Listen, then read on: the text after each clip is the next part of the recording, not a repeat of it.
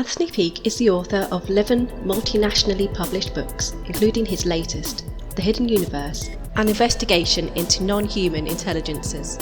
He frequently broadcasts and is featured at events across the world.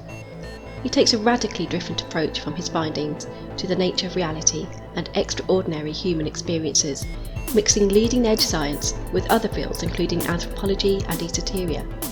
Enjoy our fascinating chat with Anthony, and please share this with everyone you know. Hello, Anthony. Hi guys, how are you doing? Good. Welcome to the Multidimensional Show. Thank you for coming on and speaking with us. Are we all right to call you Tony?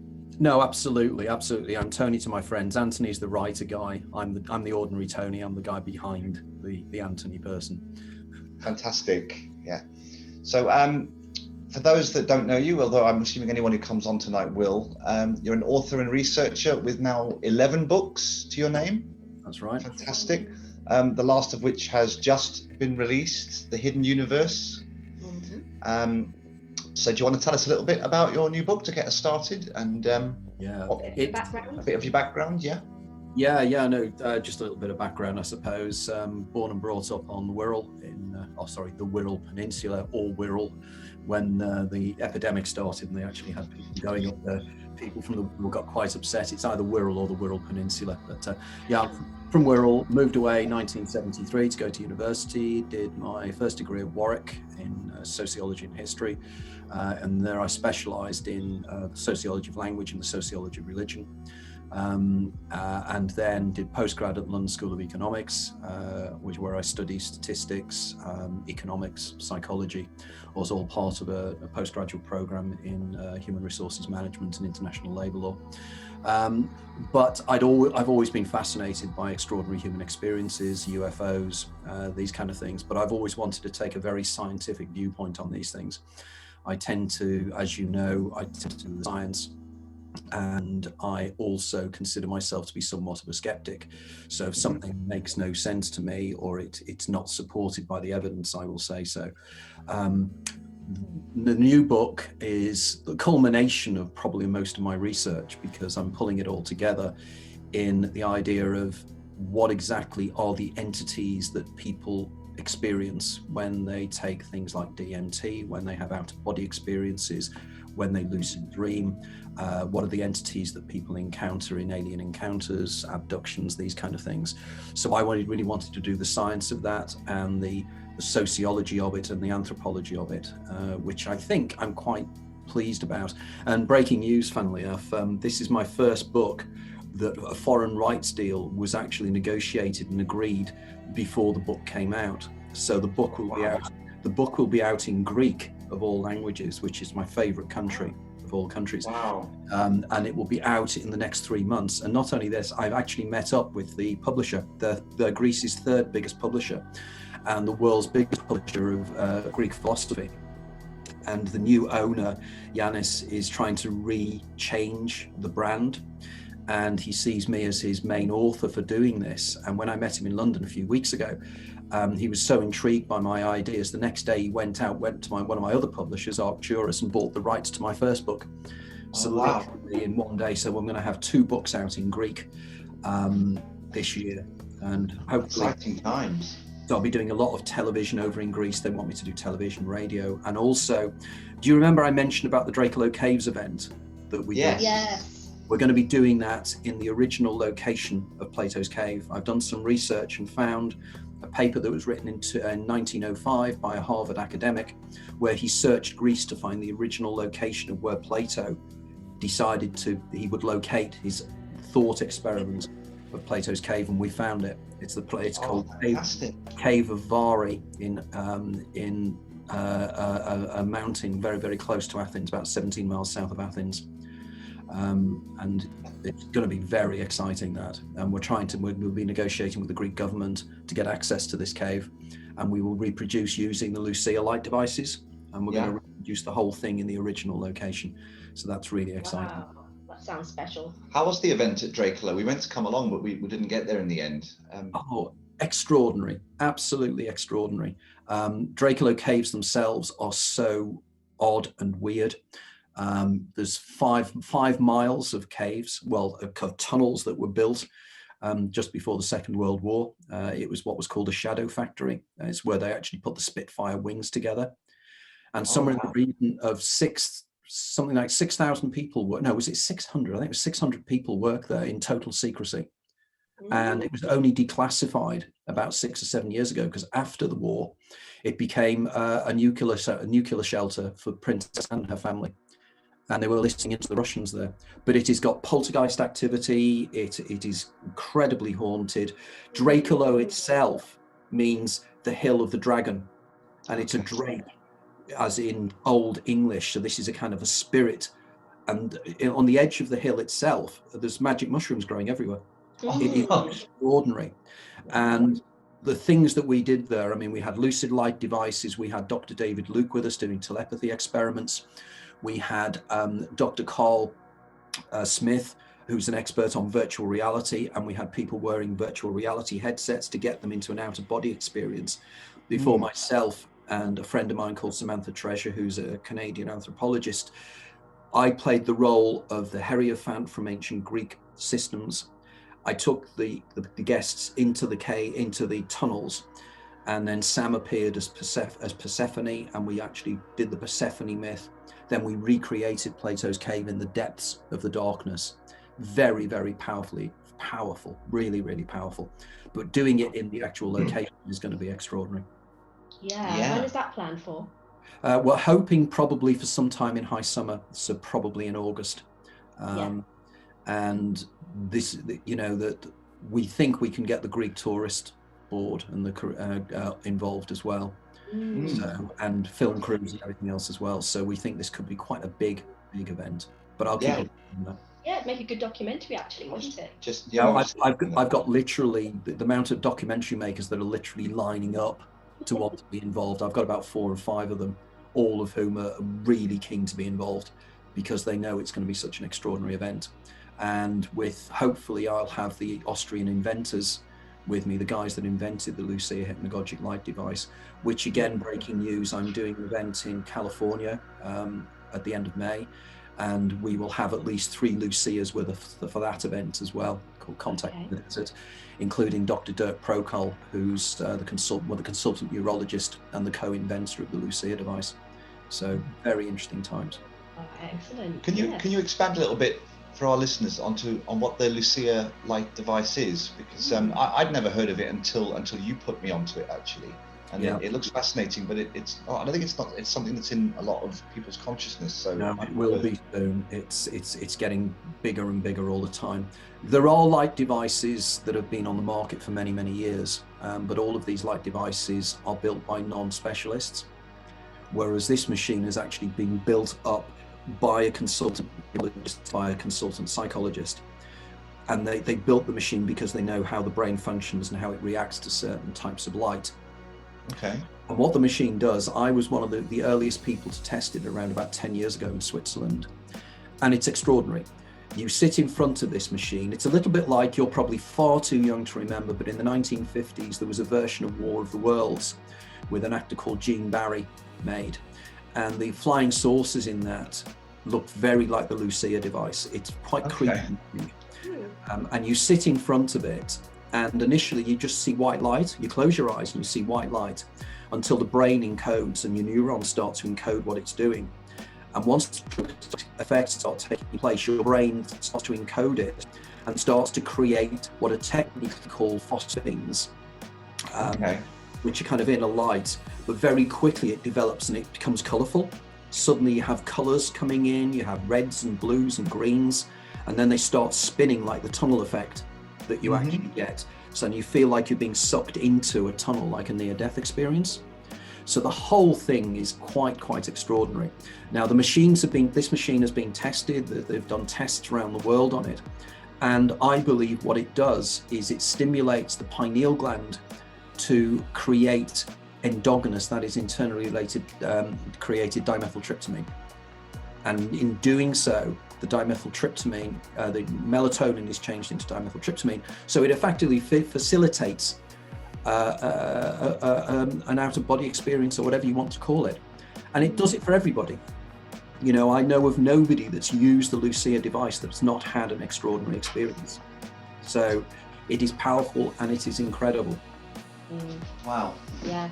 Interesting you mentioned, did you call them phosines? Is that the word you used? Phosines. Yeah, it's the kind of when it's one of the effects when you do, if you close your eye and you press your eyeball, you'll see light. So when you bang your head, you see all these little shining lights. Yeah.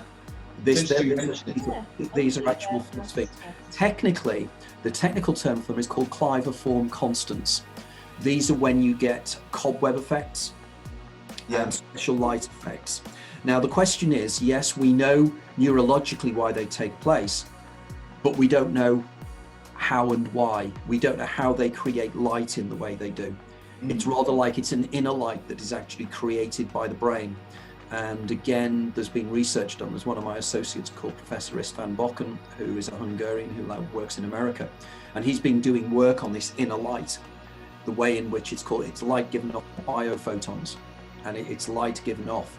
Because, for instance, I've long been intrigued that when you have a lucid dream, or when you have an out-of-the-body experience, or in dreaming, there are shadows. There's a light source. The world you're in when you're in these situations is illuminated. The question is, what is this light that illuminates? Because it's not from your eyes, it's not from the external environment. Now, for instance, the Greek Orthodox Church has a thing called Taboric light, which is the inner light. And in many ancient paintings and in medieval paintings, you will see this depicted. It's the idea of, they call it the light of God, but I think it's something far more profound. I think there's an inner light that living beings give off. And this is what Istvan Bokken is researching at the moment. And I'm trying to bring these researchers together, like the guys in Austria, Istvan Bokken and various other people, because I think this is of profound significance.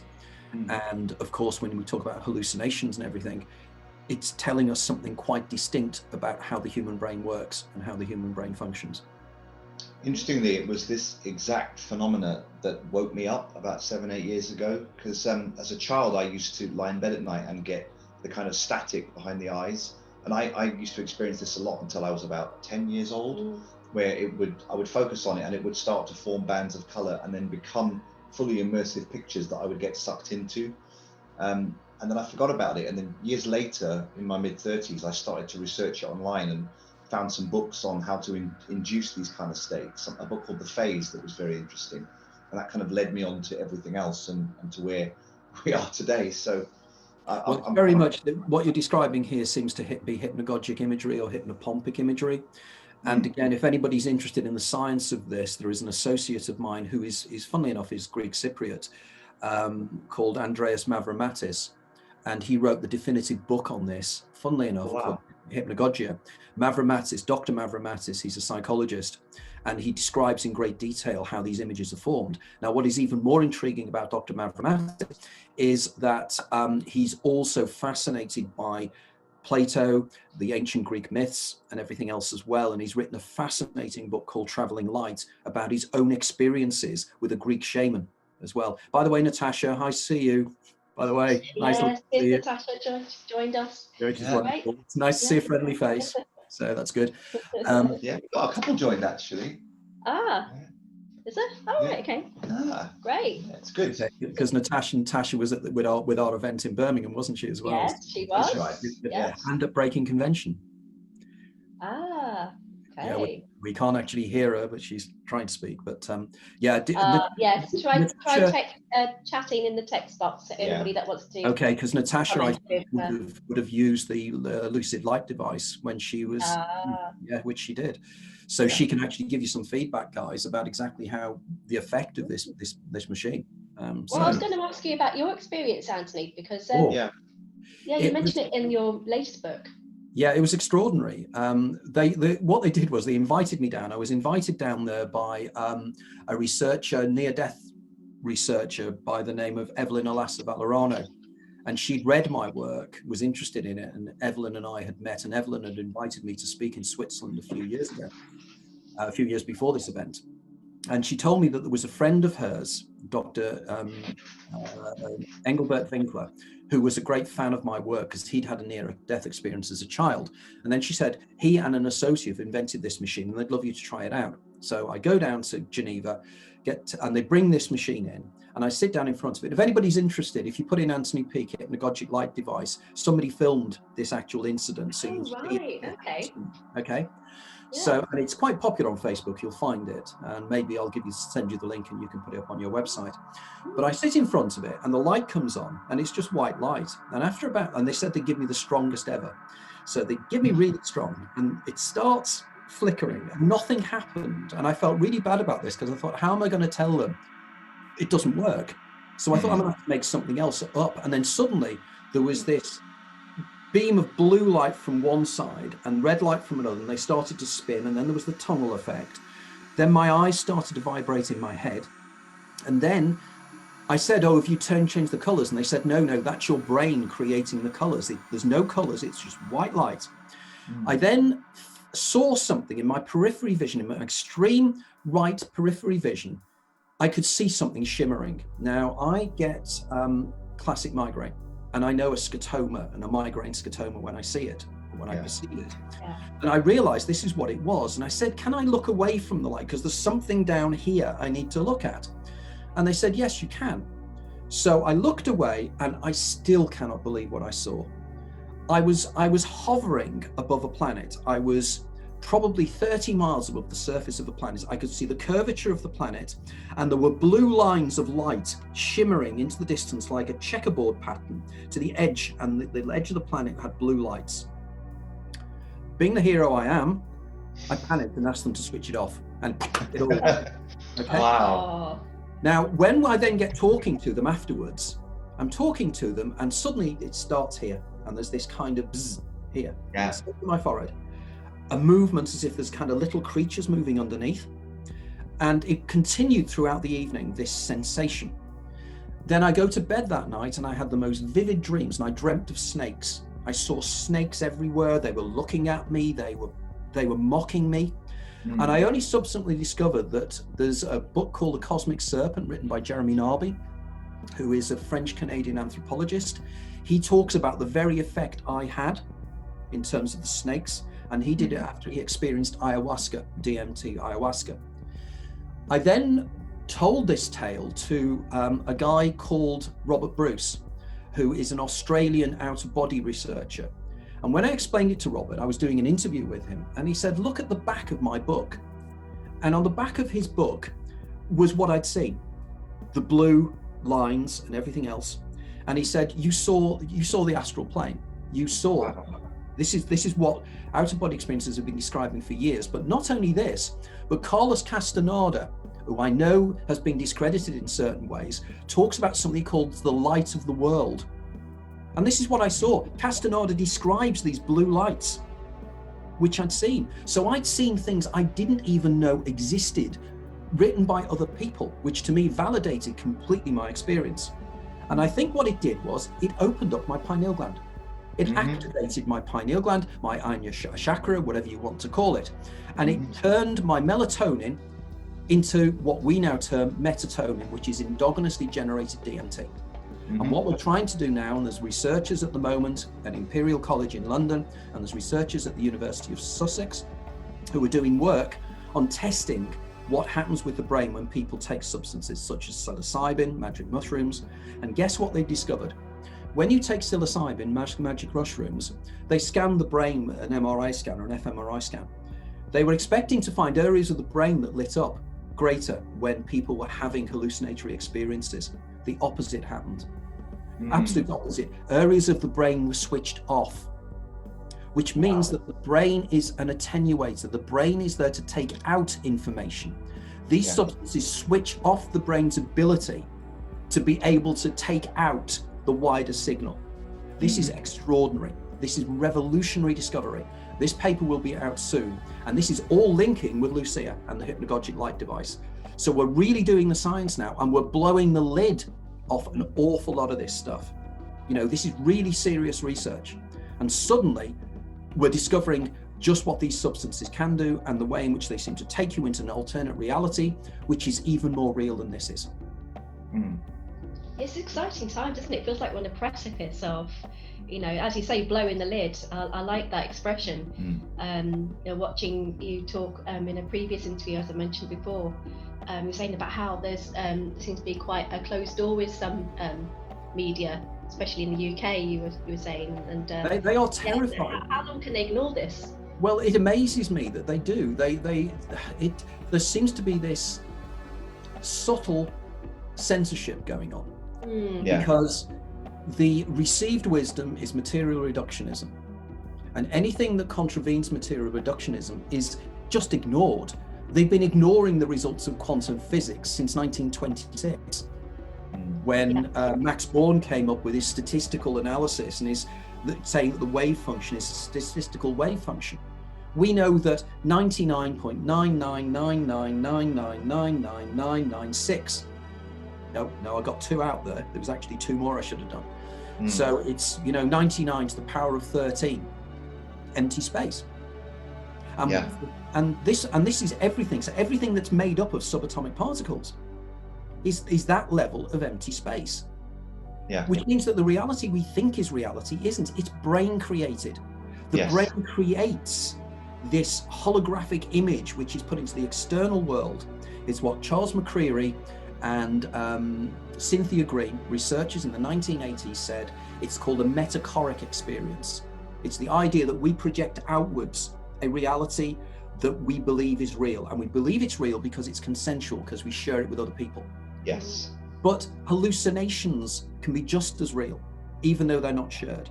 Now, this is amazing stuff, but of course, if people start to realize that reality isn't what it seems, and that people like Anton Zeilinger at the University of Vienna are doing incredible experiments where subatomic particles are communicating instantaneously when they're entangled. The fact that quantum computing is now taking off. Google are now working with quantum computing. This means working with data in alternate universes. Yes, it does, yeah. But the man down the road, the man down the street, the man on the Clapham omnibus is completely unaware of this, and he's told it's nonsense. You listen on radio stations, as soon as there's subjects that we're interested in come up, it's let's mock it. People do not mock me, because they don't. That's why I'm not on TV. That's why I'm not on the programs, because I'm avoided, and people like me are avoided because we can talk the science. I can give dates, I can give the times, and with my weird memory, I really can cause problems with people. Thanks to Natasha. Natasha's giving a thumbs up, which is actually good. And I love debating with these people. We did an event in central London where we had sellout. We had about 350 people at the Swedenborg Hall in central London. We had a debate with 3 skeptics. And when we first started, they didn't even want to talk to us. They were so arrogant, it was untrue. By the end of it, the whole game had changed. They thought they were going to get a group of new age wackos who were going to be talking about talking to dead people and doing all this. They weren't expecting people to be talking about the Copenhagen interpretation and analysis of Heisenberg's uncertainty principle, which is what we did. And you could see them sitting there getting uncomfortable because they were philosophers and neurologists. This was an area outside of their comfort zone. Suddenly they wanted to talk to us, and we won the debate, by the way. Clearly won the debate.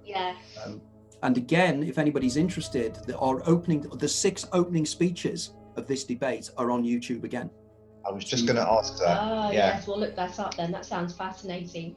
Yeah, we had the editor of Skeptic magazine, for instance, and Professor Stephen Law, the philosopher, were on the other side. And afterwards I had a chat and a couple of drinks with the editor of Skeptic magazine, and she actually was quite an interesting lady. She'd had extraordinary experiences, but rather like Susan Blackmore, had actually categorized them and tried to define them scientifically using our modern scientific method, rather than saying let's do it from empiricism. Empiricism means from experience.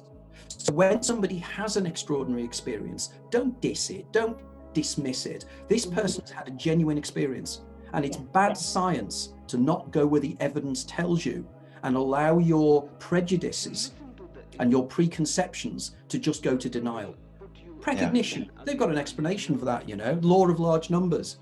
Yes. Absolute nonsense, and it is nonsense. It doesn't explain anything. All it does is give a potential explanation, but a potential explanation is not the explanation.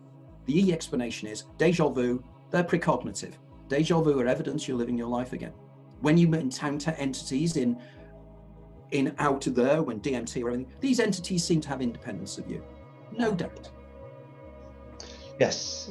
Yeah, we've had a few shared dream experiences since we got together, and it's definitely convinced me that, you know, the astral realm is somewhere that you go when you dream. It's not just a manifestation of the mind, because we've had dreams where we've woken up the following morning and said to each other, oh, do you remember when we did this? And we were driving down the road and you said that to me and I took the wrong turning, and we're like, yeah, we had the same experience in a dream, you know, and that, you know, that's not down to chance that we both happen to have exactly the same dream. Well, no, and this is the thing. What they will do is they'll label that. I call it the labeling theory of science.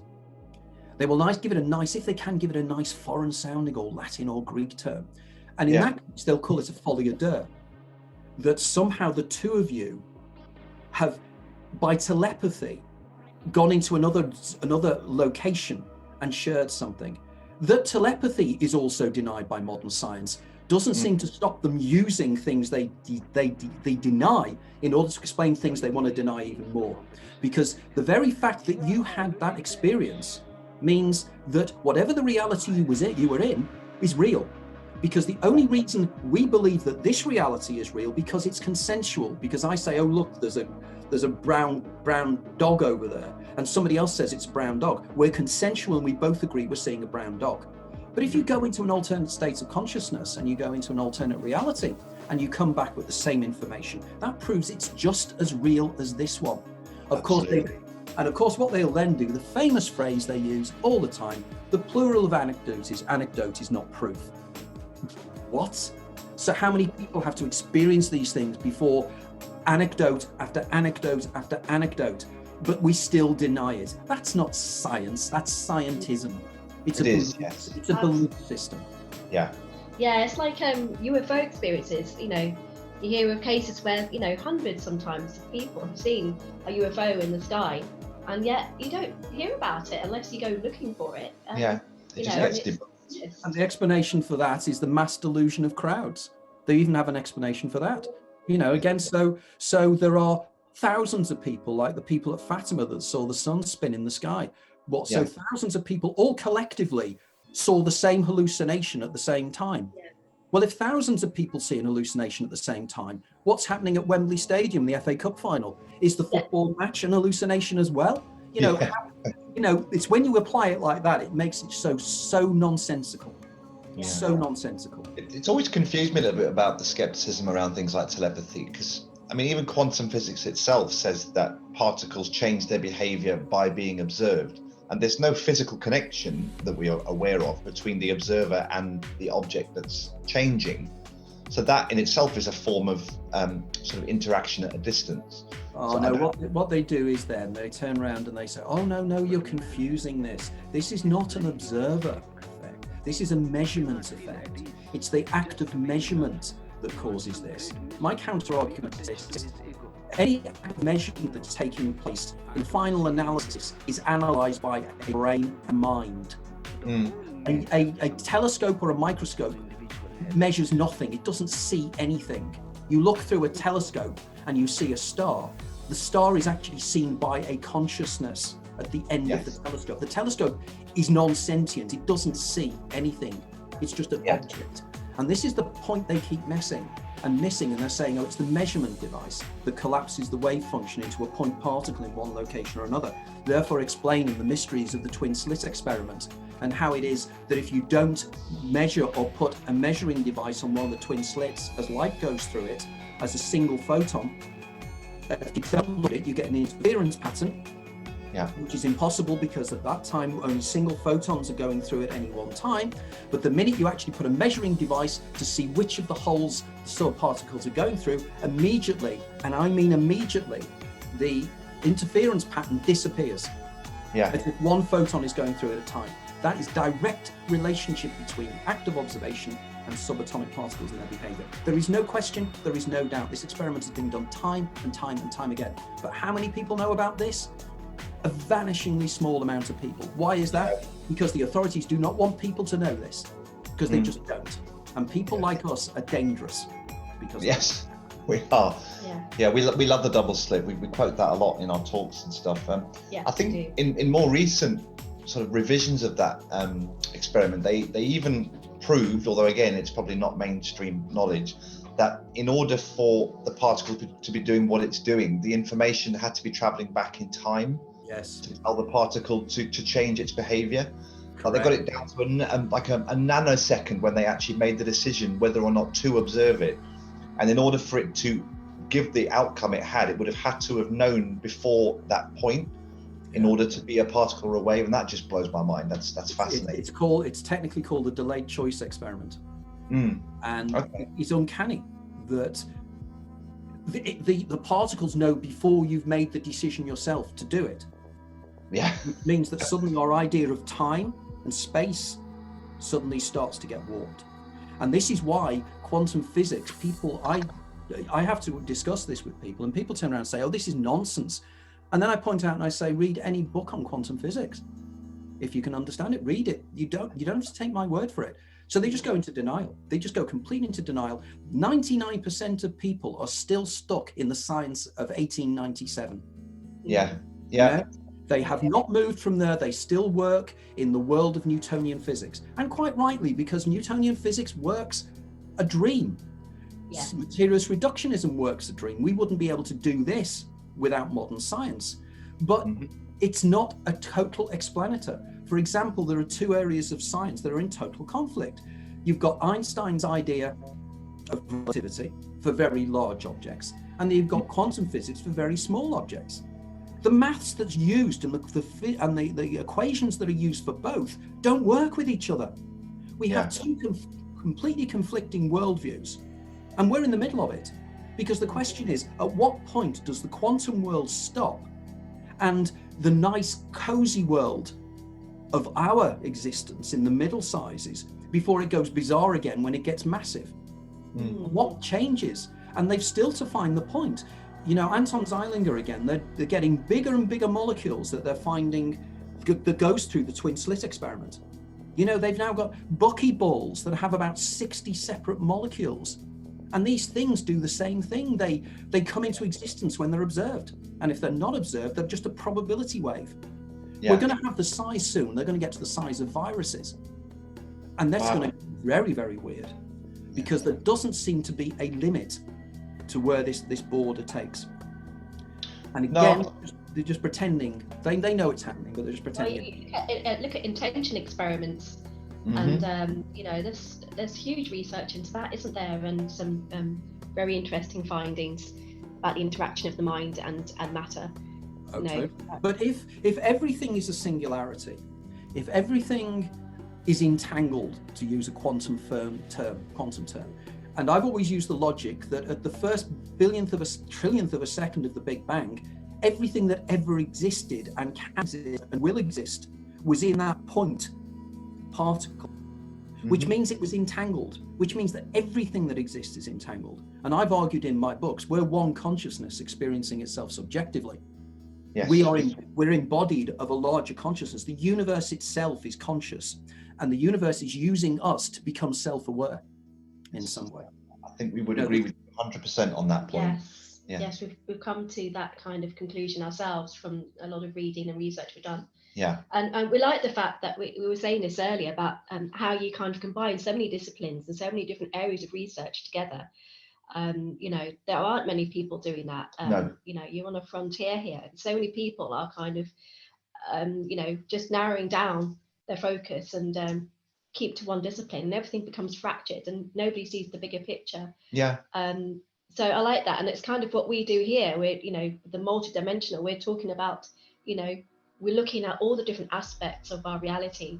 And we're finding time and time again, with people we speak to, the things we read, that consciousness is the underlying factor. Well, this is the thing. I mean, this is why I get very frustrated, in that I try to make myself, as best I can, an expert in all the areas I discuss.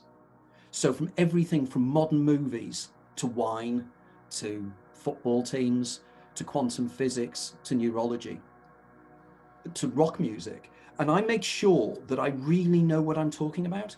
And I think it's only by being as eclectic as you possibly can and to be non-siloized that you can see the patterns. Because so many academics, so you argue with an academic, but this academic has got a PhD in, I don't know, the knee joint of some obscure beetle in Africa.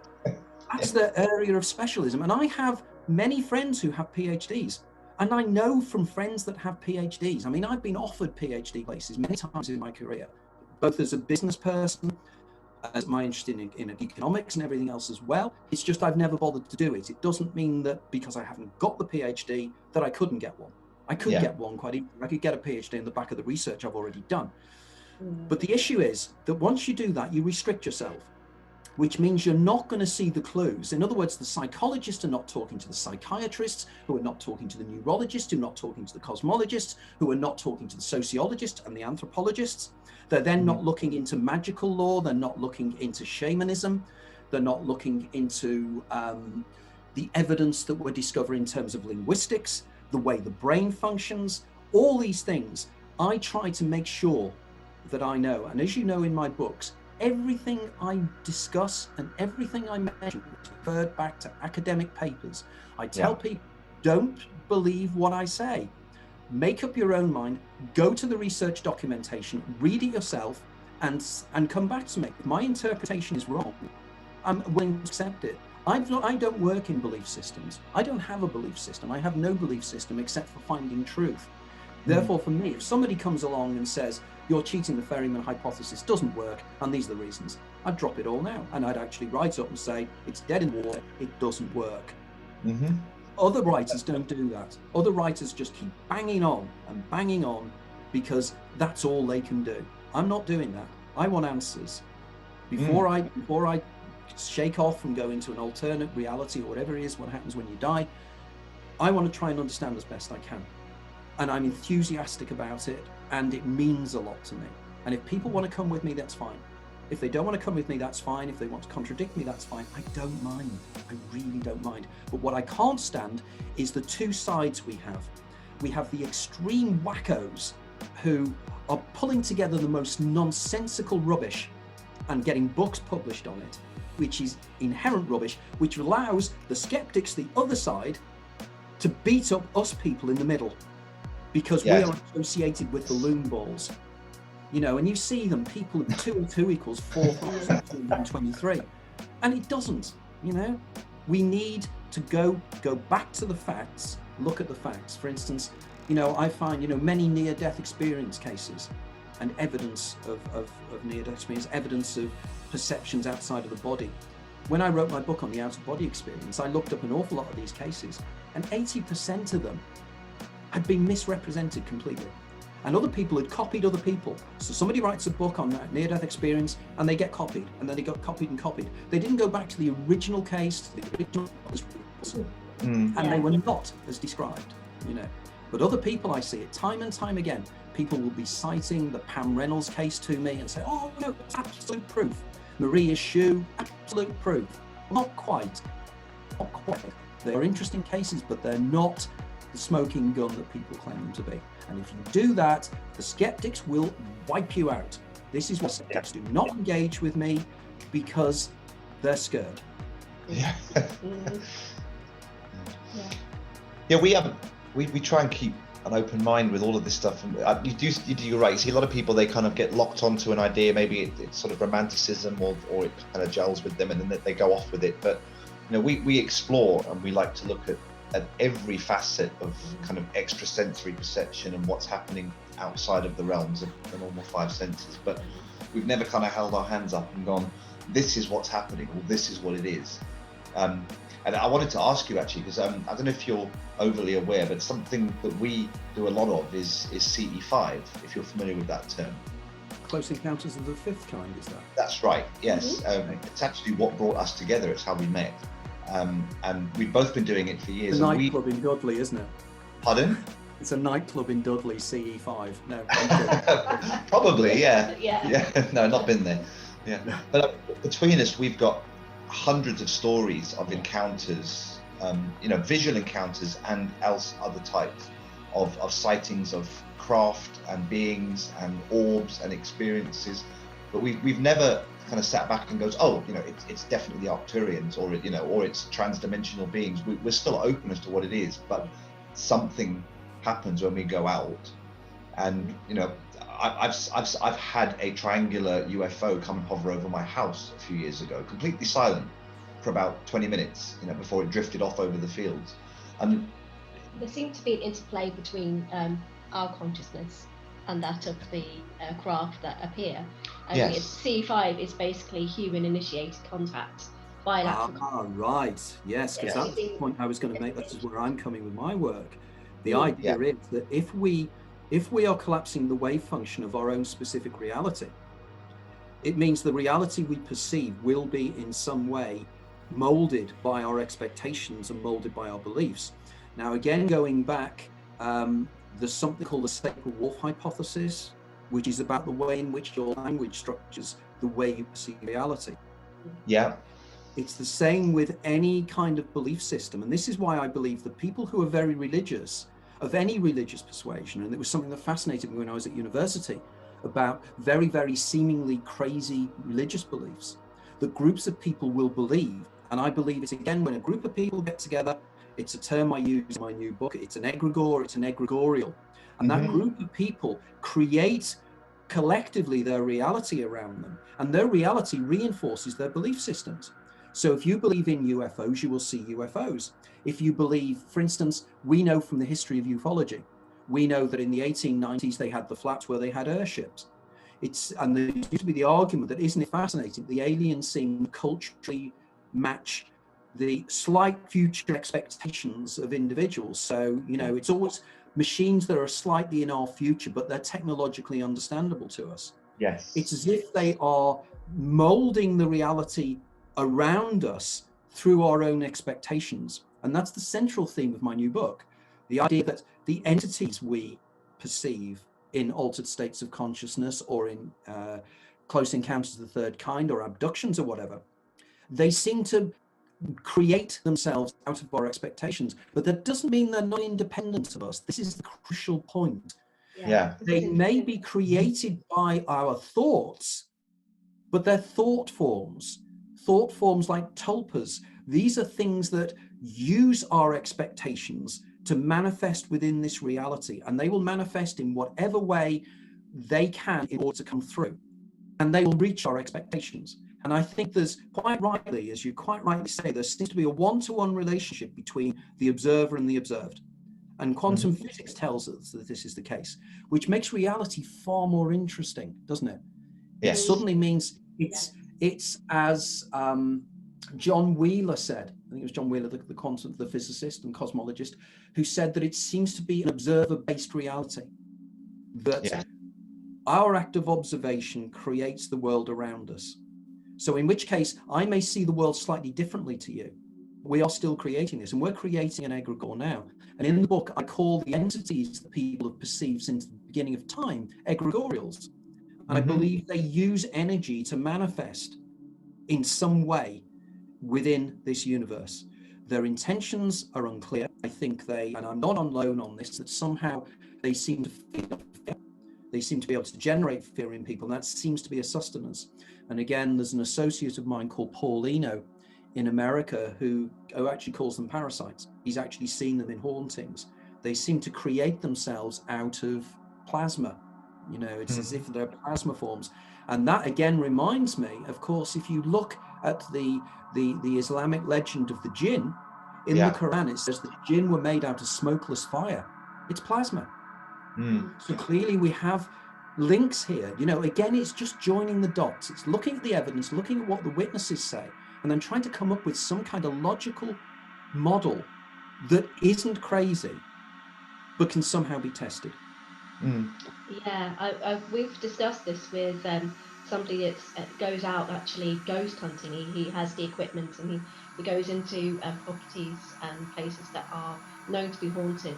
But he takes a similar perspective that, ETs, UFOs, ghosts, poltergeists, spirits are all part of one and the same thing. Yeah. And something that we thought would be interesting to do was to kind of take a bit of a survey from people before we go out and do our CE5 groups out under the stars, and get people's perspectives and what they're expecting to see, you know, their cultural background, just to see if it tallies up with what we actually experience. Yeah. That is a terrific idea. Yes, very important. And you know, sort of one of my associates, Samantha Treasure, who is an anthropologist, who is also a ghost hunter, and it's one of the things we've been discussing. And she's recently posted an article on poltergeists on her website, which again we can post, because it's quite an interesting article about what poltergeists really are. Because again, they seem to be related normally to young girls or people in puberty, and they seem to manifest in certain ways. Yeah. Sorry, there was a bit of a blip there in the volume. Carry on. Sorry. Oh, okay. It sometimes does this. My new laptop does this, where it just goes up, yes, and back down, and I'm not sure why that does. Poltergeists as well. Yeah. We actually call them the archons. Yes. Yeah, I've had that term. So my apologies about that. Why this is happening, I don't know, but I will try and see if I can fix it, because it happened recently. Because funny enough, you might be interested to know that I had a fascinating interview. He interviewed me, Whitley Strieber. They contacted me. Oh, wow. Yeah. And Whitley and I will be on the same panel, and we'll be meeting up for the first time properly at the Contact in the Desert event in California. And we'll be on the same committee discussing these very things. So we'll be doing a panel discussion for a couple of hours in front of the audience. So this could be very, very interesting. And Whitley, again, is of the same opinion. As you know, Whitley has never said what he thinks the visitors are. All he knows is that somehow they are related to him in some way, and they've been with him all his life. Yeah. And I believe these visitors, you know, you go right back, Charles Bonnet syndrome, where people see entities in Charles Bonnet syndrome. When children, there's a guy called Halliwell that wrote a book called Invisi Kids a few years ago, which was about mythical friends that children have. Yeah. And again, they're linked. You know, the whole phenomenon is linked. I'm not original on this. You know, Jacques Vallée was doing it. Various other writers were doing this. You know, Project Trojan Horse, John Keel. You know, there's a lot of the guys. But what I'd like to feel is that I'm the only one that's doing the science of it. Not only am I saying, you know, that these things have happened throughout history, but can we draw any kind of scientific conclusions from them? Yeah, that's what I like about this book that you've just written, Hidden Universe. You're drawing all this together, aren't you? Anthropological, historical perspectives, psychological perspectives, as well as the quantum physics and neurology. Well, I think because I'm in a fairly unique position, because I am a trained historian, because I have dual honours degree, so I have a degree in history and a degree in sociology. I did a lot of anthropology when I did this, so I know about historical analysis. And also because I've done a lot of reading around philosophy and the idea, and you know, the philosophical ideas that underpin science and everything else as well. So, for instance, like I've been able to cite the Saberwolf Hypothesis. That was something I was taught when I was at university as one of the courses, and I've applied it. And of course, in popular fiction, the best example of the Saberwolf Hypothesis I know is in the film with Amy Adams, where they're communicating with the kind of elephant-like creatures. Was it Arrival or something? Arrival, I love that film. And that's what she's doing. She's using the Saberwolf Hypothesis, and they actually mention the Saberwolf Hypothesis in that movie. Can you explain that, please? I don't think I've got that far in the book. What that term means. Yes. Okay, it's the idea, I mentioned it earlier, that language structures the way you perceive reality. And I think it was Edmund Lee Sapir was working, I think it was Edmund Lee Sapir, one of the two. He was working with Hopi children in Utah.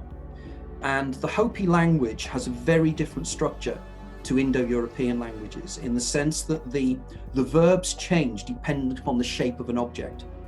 So if you say, I don't know, the running dog, if the dog is dog-shaped or whatever, it's a different, the actual verb changes, which means that Hopi Indians, when they're asked to put things together in groupings when they do intelligence tests, get it wrong, because they're seeing significance and linkages in things that their language makes them focus on, whereas we don't. And because of that, we perceive reality. Now, the hard Saberwolf hypothesis will argue that reality itself and our way our brain works and the way our perceptions work depend upon our language and our learning. in which case different cultures see things in completely different ways, which would then explain why you get confusion when an anthropologist goes to see a traditional society who speak in a different language and see the world in a different way. They're dealing with completely different worlds. And there's a thing called, I think it's called paranthropology. My next guest on my website was Dr. Jack Hunter. And he's one of the guys that works in this field. And it's again the idea of how you can apply anthropologically parapsychology and understanding, when somebody, groups of people, and it's for the argument's sake, even our culture, we never sleep underneath the stars.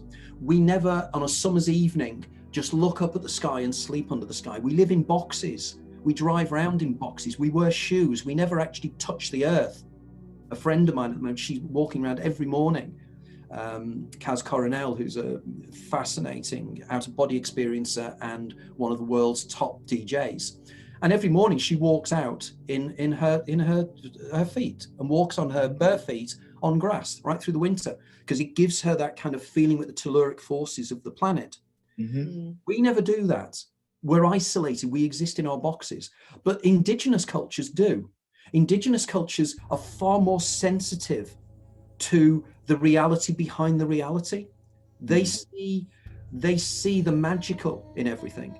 Now, it doesn't mean they're naive, and it doesn't mean they're stupid. In one of my books, I argue, that our ancient ancestors, when they did cave paintings, we think that when they did the cave paintings that look like aliens, it's because they were actually painting abstractly. They couldn't paint a human being, so they get it wrong. Well, they certainly know how to paint bison and horses with extreme accuracy, which leads you to believe that no, they were painting what they were seeing, and this is what they were seeing. Yeah. For instance, the brain capacity of our ancient ancestors, Cro-Magnon man and everything else in the Upper Paleolithic, they had exactly the same brain size. They probably verbalized things in the same ways. They discussed things in the same ways. They weren't grunting cavemen. Yeah. They were intelligent as we were. The only difference is that they don't have the science we have. But in many ways, the science that we've learned, we've been taught, has moved us away from the magical. And we're not making the right links, because suddenly we've gone down this materialist reductionist route that all that exists is material. Yeah. That's all there is. Yet we all carry in our heads our everyday consciousness, which proves that everything isn't physical. Because the mind isn't physical, consciousness is not physical. And we just miss that point. It's what David Chalmers calls the hard problem of science. In 1999, Chalmers stood up at the University of Arizona at the Conference of Consciousness, and he said, there are two great problems with science at the moment. There's the simple problem of science, how the brain works and how it functions, but the hard problem, which we were nowhere near even starting to understand, is how the reaction of electricity and chemicals in my brain creates Tony Peake, creates you guys, creates all your hopes, your fears, your dreams. It's magic.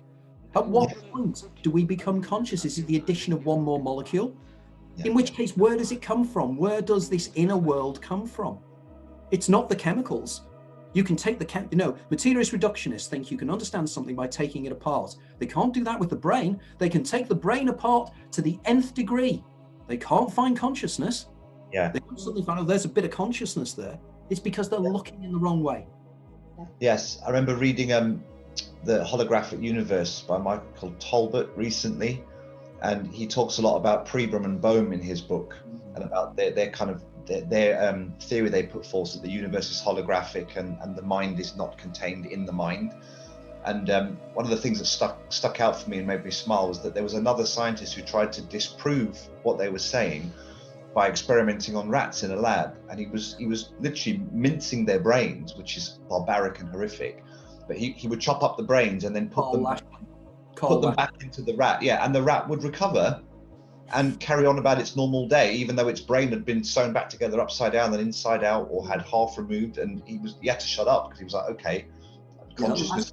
Lashley spends his whole career trying to find what he called the enneagram, which is the location of memory in the brain, and he used to cut rats' brains out, and they still remembered. And in the end, we came to conclude that memory is nowhere. And of course it isn't. As Talbot argued, as Bohm, or specifically Pibram argued, it's right across the brain. It works holographically. And I'd like to add to that, because I was in contact with Pibram before he died. And I'd love to, he was still alive, because I think the non-locality in the brain, and this is, I think I'm unique in saying this, is not in the neurons. It's in the glial network. It's the astroglial network in the brain. It's the astroglial cells are the ones that communicate non-locally. There's something called the ionic calcium wave that seems to go across the brain, and they don't know why. And it seems that we have certain receptor sites in the brain, because you know that brain signals are transferred by neurotransmitters, because none of the neurons ever actually touch. They have something called the synaptic cleft or the synaptic gap, and they send signals that are modulated across. Whereas this calcium wave that goes through the brain doesn't need to do that. So the brain then is a receiver of information. And what the microtubules in the brain, there's something that Hammerhoff and Penrose suggest, is that the OR, orchestrated objective reduction, argues that the brain acts holographically, the brain is an information receiver. Now, of course, David Bohm said that the universe is a hologram. Pibram said the brain works holographically. So we had a brain hologram processing a universal hologram, which again suggests it's a unity. You know, singularity. Everything is entangled. We are all entangled. Everything is entangled. And once we start to realize this, we start to maybe look at the world in a completely different way. Yeah. Because we're emanations of something far more powerful, what David Bohm called the implicate order. That's right, yeah. Implicate order, and we're in the explicate order, which is a projection out. It's a projection that we exist within. It's a holographic projection, which is coming down from what probably now we'd call the 0 point field and 0 point energy. And it's projected outwards.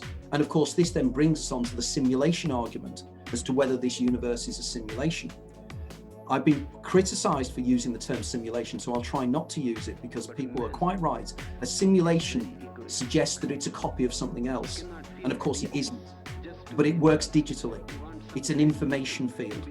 And again, more and more scientists are now concluding, they've discovered, for instance, that information has physical energy to it. It has mass to it. Suddenly, Carl Shannon was the guy that first came up with these ideas, but there are other writers like Vlatko Vedrell at the moment, Craig Hogan, Juan Maldacana, Jacob Bekenstein. All these guys are working. Bekenstein died last year, which is a bit sad, but all these guys are working on the idea that this reality, our brain is processing holographic information and it's projecting it outwards to create this external world.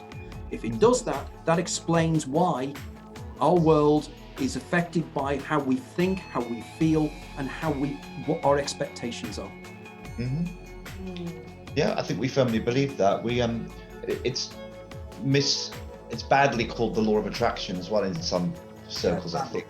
Unfortunately, the law of attraction has attracted, again, like a lot of these things, you get like a lot of people write about quantum physics and they haven't a clue what they're talking about, and they come up with these nonsensical things, you know, they draw conclusions.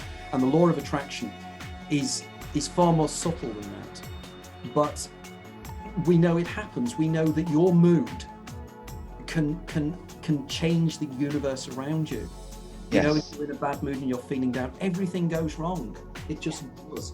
And I know this because I'm a pessimist. I'm always a half-empty person. So in my world, things go wrong all the time. But I have friends who just believe that it's all going to be wonderful. They find parking spaces where they don't exist. I'd never find a parking space. They just find, it's not luck. It's a question of how you work your reality. And I have been told by associates of mine that I'm far too pessimistic and far too negative about myself, and I put myself down and everything. And because I do that, other people perceive that to be the same. That's my nature. That's my nature. I'm not going to change now. I'm 66 in three or 4 weeks' time, so I'm not going to change now. But you do need to realize this, you know, that when you feel positive, things happen for you. And bottle that and use that. That's where I was going. Yeah, regardless of what you call it, there is something to it, and our feelings and thoughts do vibrate out into the space around us and have an effect, a tangible effect on our world. So, absolutely. I would like to challenge you, Tony. Neuroplasticity, I think you can change. Yes, I was thinking that. Sorry, but I think you can. I don't think there's any age where you can't change really, but I just sometimes think that my worldview is, it can be a bit peculiar. I suppose supporting... Be such a good coach. I support you know, if you're a Tranmere Rovers supporter, this is the way you see the world. Yes, fair enough. But like supporting Walsall, you know, it's the same kind of thing, really. Yeah, that's it. Well, we do lie out under the stars, and yes, we do take our shoes and socks off when we go to the park, and highly recommend both activities. Mm-hmm. It does change you, makes you feel more grounded and more whole and calm.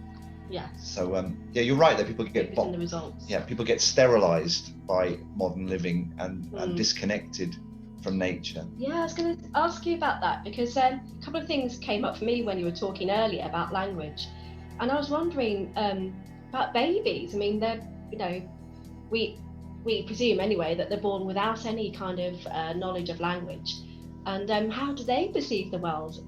You know, it'd be interesting. I don't know how that would work, how we do that. But... There had been experiments done in the past. I think Saussure did a lot of work on this, and Piaget. And Vygotsky. So there were certain researchers that did look at how babies acquire language and how babies non-verbally communicate. And it is fascinating as to how they build language. They are pre-programmed to, there's things called language universals that, or everybody learns one language and is fluent in one language, irrespective usually of even their intelligence. Everybody can learn one language. And it just seems that the brain is hardwired to take this in, and they're not quite sure how this works. But there are intriguing things about babies. For instance, in one of my books, I mentioned that babies REM sleep, and they show evidence that they're dreaming. Babies dream in the womb. So the question is, what are they dreaming about? Yeah. Are they dreaming about past life memories? Are they dreaming about their mother's stomach as it gurgles? What are they dreaming about? But they're definitely dreaming. Also, what is intriguing, again, is that around about the seventh or eighth month, there's a massive die-off of neurons. Somewhere in the region of 80% of the neurons of the brain die and are replaced. Why? What is taking place there? And I argue this is sometimes probably why my brain works the way it does, because I was 6 weeks premature because my mother was dying of toxemia, so they had to rip me out, and they pulled me out, broke my arm, and I was just under 3 pound 11 ounces or something, and I was in an incubator for about 3 or 4 months. So for the first 3 or 4 months of my life, I had no human contact at all. I was in an incubator on my own, and I argue that probably I missed out on the cell die-off. So I think why my brain works the way it does, because I didn't have that kind of programming right at the end. And it seems that it makes me see things and patterns in things that other people don't see. And when I put them together, they work.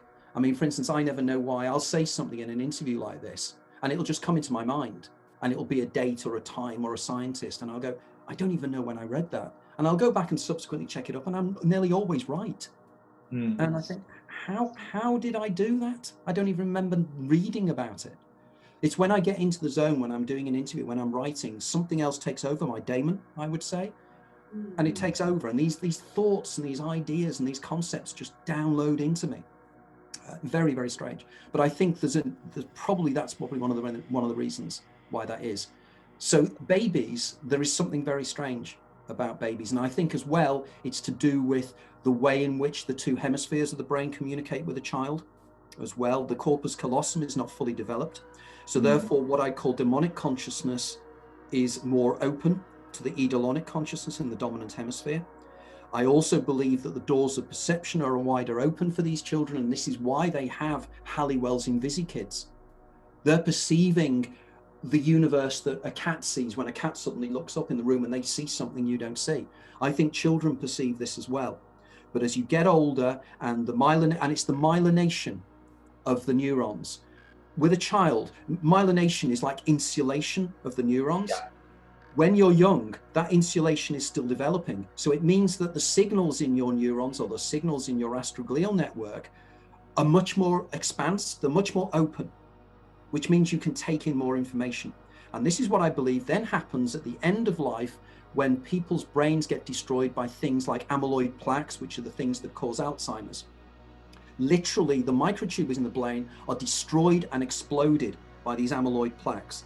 Again, I believe what happens is it then takes the insulation again from the brain, stops the brain being an attenuator, as Henri Bergson would argue, and C.D. Broad and Aldous Huxley, and then it means that the brain is then open again, the doors of perception are wider, and that's why people who have Alzheimer's start having extraordinary experiences. They have Charles Bonnet syndrome, they start seeing things. My mother did.